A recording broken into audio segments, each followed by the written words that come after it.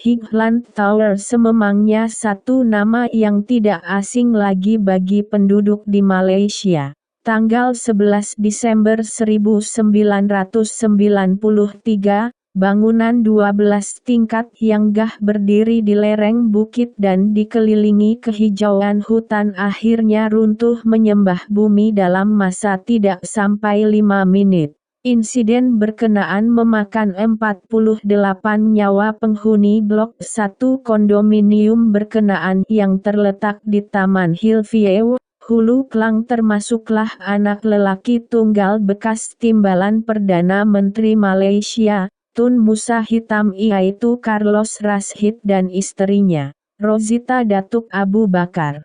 Pada masa yang sama, hanya 2 mangsa sahaja yang terselamat daripada runtuhan yang menjadi sejarah hitam kepada rakyat negara ini. Jumlah sebenar penghuni yang berada di blok berkenaan tidak dapat dikenal pasti, sekaligus menguatkan kemungkinan bahwa ada mayat yang terkubur di tapak Higland Tower karena tidak berjaya ditemui lebih 2 dekad lalu. Puncak kejadian saban tahun musim tengkujuh di Malaysia, yaitu pada bulan November dan Desember, membawa hujan yang begitu lebat sehingga boleh menyebabkan banjir kilat dan tanah runtuh. Bangunan Higland Tower dipercayai tumbang akibat gelongsoran tanah selepas hujan lebat turun tanpa henti selama 10 hari berturut-turut. Tahap kelembapan tanah dan kekuatan struktur tanah akhirnya terusik akibat hujan yang turut bagaikan tiada hari esok itu. Malaysia berada di kawasan iklim khatulistiwa dan tropika yang mempunyai jumlah hujan yang tinggi. Jadi, pembinaan bangunan di pinggir kawasan tanah tinggi sememangnya tidak sesuai dan diibaratkan seperti mengundang kecelakaan. Memandangkan Higland Tower dibina di lereng bukit, ia seolah-olah memanggil tragedi runtuhan ini untuk berlaku.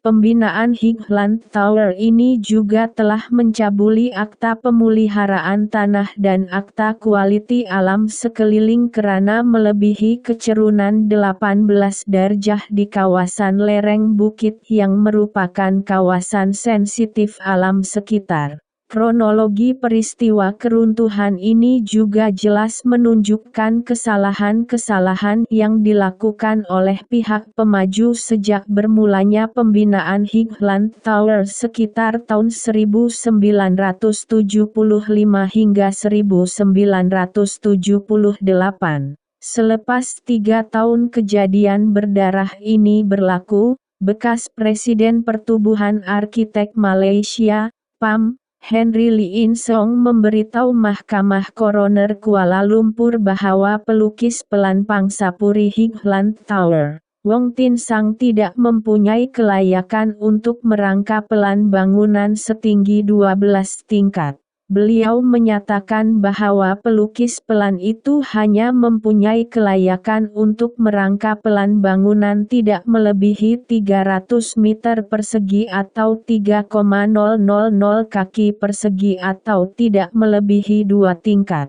Kronologi tragedi Higland Tower. 11 Desember 1993, Pangsapuri Blok A Higland Tower runtuh pada jam pukul 1:35 petang. Pembantu rumah kepada seorang penghuni kondominium di tingkat 7, Umi Rashidah Khoruman, 22, dan anaknya, Nur Hamidah Najib, 18 bulan berjaya diselamatkan. Nakajima Shizue, 50, rakyat Jepun turut diselamatkan daripada runtuhan itu tetapi meninggal dunia di Hospital Kuala Lumpur, HKL jam 12.30 malam 12 Desember 1993, penghuni Blok B dan C Higland Tower di Taman Hillview, Hulu Klang diarah untuk mengosongkan rumah mereka karena khawatir kejadian yang sama bakal menimpa mereka.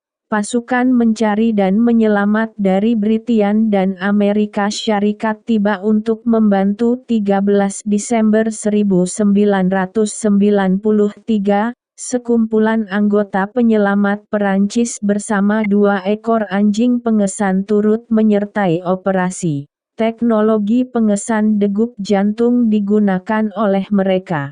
Jawatan kuasa kabinet ditubuhkan khusus untuk menangani semua masalah berhubung tragedi Pangsapuri Highland Tower 15 Desember 1993. 6 mayat termasuk 2 yang hancur menjadi cebisan daging dan tengkorak dijumpai oleh pasukan penyelamat dalam runtuhan itu. 4 mayat reput itu dipercayai merupakan 2 rakyat Korea dan 2 rakyat tempatan. 16 Desember 1993. Mangsa yang berjaya diselamatkan pada hari pertama kejadian. Umi Rashidah dan Nur Hamidah dibenarkan keluar dari HKL 17 Desember 1993.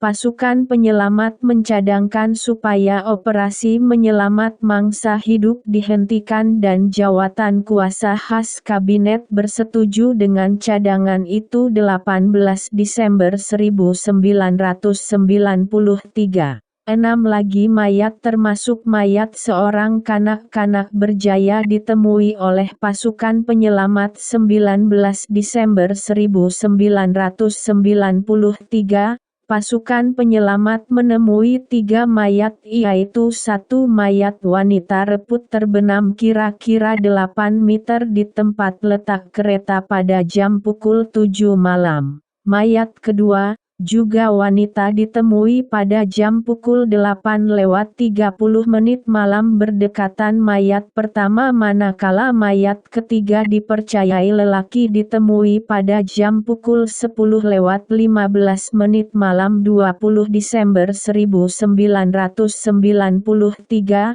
Setakat ini, 25 mayat termasuk seorang yang memeluk Al-Quran ditemui di tingkat 12. Turut ditemui mayat seorang wanita yang memakai sari dan sedang memeluk seorang kanak-kanak dipercayai anaknya. 21 Desember 1993, operasi mencari dan menyelamat diteruskan dan polis mengesahkan 48 mayat ditemui daripada runtuhan Highland Tower. Daripada jumlah itu, 37 mayat ditemui sempurna, 9 bahagian badan dan 10 cebisan anggota badan, yaitu tangan, kaki, kepala serta paha. 22 Desember 1993, operasi mencari dan menyelamat dihentikan. Apa ada di sana setelah lebih 2 dekade berlalu?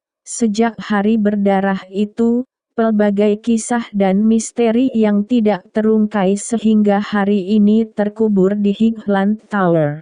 Pemburu hantu juga tidak melepaskan peluang untuk merungkaikan segala misteri apabila pelbagai versi cerita hantu disampaikan dari mulut ke mulut dan ditokok tambah oleh masyarakat kita. Sesungguhnya, peristiwa runtuhnya Highland Tower merupakan sejarah paling menggerunkan dunia geoteknik, arsitek dan kejuruteraan di Malaysia karena ia mencatatkan angka kematian paling ramai. Apapun, semoga kita semua dapat mengambil iktibar daripada tragedi ini.